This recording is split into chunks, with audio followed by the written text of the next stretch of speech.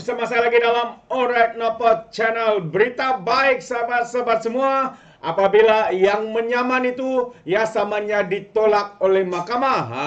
Siapakah itu? Ini dia orang yang dikenali sebagai Ustadz Dusuki, sahabat semua, yang memang terkenal dengan mulut celupar, dengan mulutnya yang penuh dengan fitnah.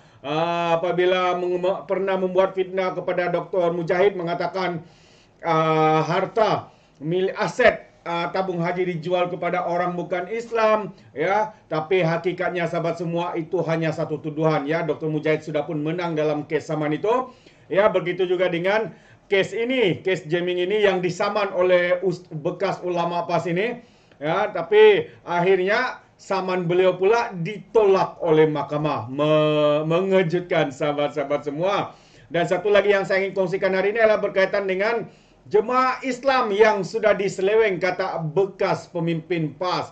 Jadi menarik untuk kita ikuti bersama kedua-dua perkembangan ini, sahabat-sahabat semua. Jadi tanpa buang masa, mari kita lihat, ya. Mahkamah Tinggi tolak rayuan Saman Dusuki terhadap Jeming.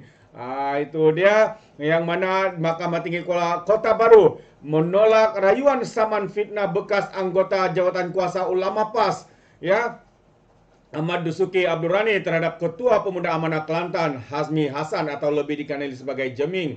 Keputusan itu dibuat oleh Hakim Mahkamah Tinggi Kota Baru Roslan Abu Bakar yang turut memerintahkan Dusuki membayar kos sebanyak 10.000. Bukan saja kalah dalam saman fitnahnya sendiri, tapi pula diarah oleh mahkamah untuk membayar 10.000 ringgit. Keputusan itu juga sekaligus mengekalkan keputusan yang dibuat Mahkamah Seksyen Kota Baru pada 30 Ogos tahun lalu selepas saman RM 1 juta yang dikemukakan oleh Ahmad Dusuki berhubung satu video yang dimuat naik oleh Jeming menuntut permohonan maaf kerana pemimpin PAS itu didakwa menfitnah aset tabung haji dijual kepada orang bukan Islam ketika PH memerintah negara.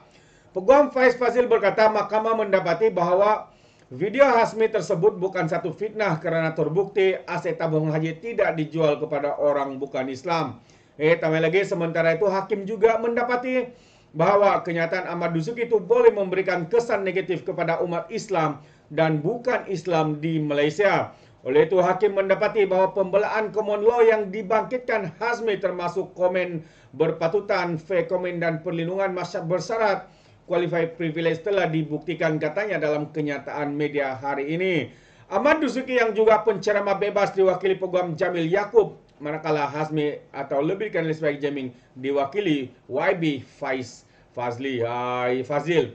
Jadi ini dia sahabat semua, satu perkembangan yang menarik, ya. Akhirnya ternyata bahawa Dusuki telah pun terbukti hanya menfitnah, ya, apa yang dikatakannya itu kononnya menyaman Jeming sebanyak 1 juta, tapi beliau pula, ya, yang kalah. Boleh katakan kalah saman kerana mahkamah menolak saman beliau dan akhirnya mahkamah juga turut mengarahkan beliau untuk membayar kos sebanyak 10.000. Itu dia, memang ulama ini boleh dikenal ataupun digelar sebagai ular mak, sahabat-sahabat semua. Hanya berpakaian berserban, bertopi popia dan sebagainya. Tapi kita boleh lihat tindakan, kata-kata yang keluar daripada mereka, ya. Ini yang mengejutkan kita. Mengajar dalam ceramah, ya, turut disertai dengan fitnah-fitnah melampau dan sebagainya. Amat mengejutkan. Dan satu lagi, konsep jemaah Islam sudah diseleweng, kata Khairuddin Aman Razali. Jadi apakah yang dimaksudkan oleh beliau? Ini yang ingin saya kongsikan bersama dengan kita sahabat-sahabat semua, yang mengatakan bahawa konsep jemaah Islam yang membawa maksud perpaduan telah diseleweng maknanya oleh pihak tertentu sehingga menimbulkan perpecahan, kata Khairuddin Aman Razali. Bekas anggota Parlimen Kuala Nordis itu berkata, isu perpaduan dalam sebuah negara adalah perkara besar dalam Islam dan menjadi asas kepada kestabilan serta kemakmuran negara. Islam menyatukan umat, menerusi solat berjemaah di masjid sehingga kan Nabi Muhammad katanya diarah membakar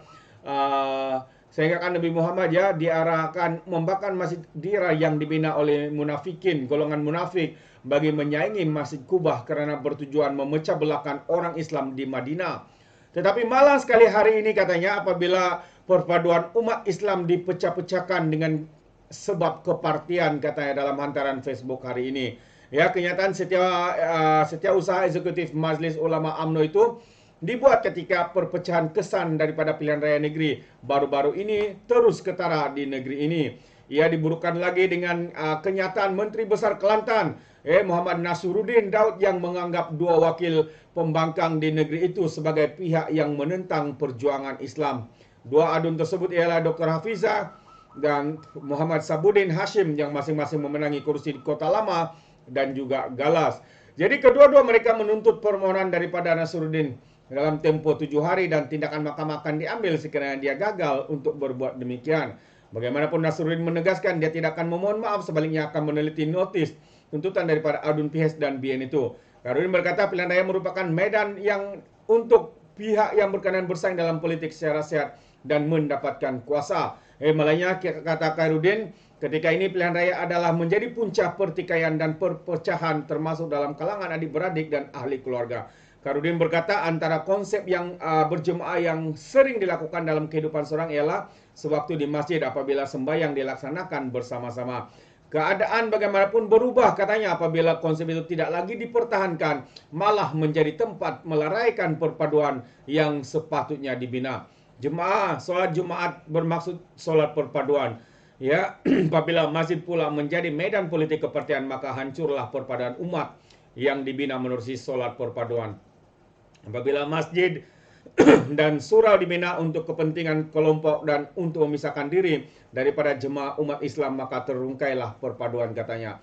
Dia yang juga bekas setiausaha Majlis Syura Ulama PAS menjelaskan, jemaah orang Islam seperti yang dijelaskan melalui hadis Nabi merujuk kepada perpaduan untuk sesiapa saja yang mengucapkan syahadah. Ya, katanya tidak merujuk kepada kelompok-kelompok tertentu yang menamakan diri mereka sebagai jemaah Islam. Langkah tindakan merujuk jemaah Islam hanya kepada kelompok tertentu itulah yang membawa kepada perpecahan dalam golongan orang ramai karena ia melahirkan ketaksuban serta berpuak-puak. Inilah ancaman terhadap Islam dan perpaduan umat Islam yang sepatutnya wajib dibina dan diperkukuhkan, kata Khairuddin. Nah, itu dia satu pencerahan yang terbaik ya daripada Khairuddin Aman Razali. Siapa yang dah kenal ya, bekas ahli Majlis Surah, Patipas, sahabat-sahabat semua, tetapi keluar kerana beliau merasakan perjuangan Patipas ini sudah menyeleweng jauh ya, seperti mana yang kita nampak baru-baru sejak pemimpin ataupun Menteri Besar Kelantan ini menduduki jawatan itu, beliau sudah membuat kontroversi dengan satu kenyataan yang dianggap satu kenyataan yang dikatakan ya golongan takfiri sayasi seperti mana yang dikatakan oleh Mujahid dan Aman Razali. Juga Khairuddin menyatakan jemaah Islam sudah pun diseleweng oleh mereka-mereka yang hanya mementingkan kepentingan parti, kepentingan pribadi lebih daripada kepentingan negara, sahabat-sahabat semua. Jadi ini dia. Terima kasih kerana bersama dan mendengar perkabaran terkini. Yang pertama tadi apabila Dusuki ya, bekas pemimpin ulama di Patipas ini ditolak samanya ya kerana menyatakan bahwa apa yang dikatakannya ataupun saman yang dibuatnya itu adalah satu yang tidak benar. Dia sendiri telah menfitnah ya, mengatakan kononnya aset tabung haji dijual kepada orang bukan Islam, tapi semua itu hanyalah satu fitnah semata-mata, sahabat-sahabat semua. Inilah dia kaki-kaki fitnah daripada parti penfitnah, kaki raja fitnah dan sebagainya.